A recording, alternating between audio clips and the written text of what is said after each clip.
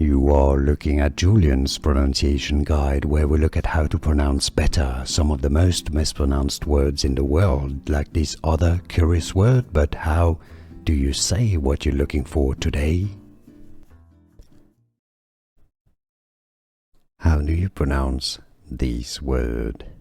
This was requested in the comments by Tom. Hi Tom. Distemper, I believe it's what it stands for. Détrempe, détrempe. So you have an accent on the first E, so that's a E sound. Now sometimes you can have an accent on the last E as well, and that would be détrempé, but that's more an adjective if you're referring to the type of paint. That's détrempe, détrempe, détrempe. Here are more videos on how to pronounce more confusing words and names too many mispronounced. Like this video if you found it useful. I appreciate your support. I'll see you soon and thanks for watching.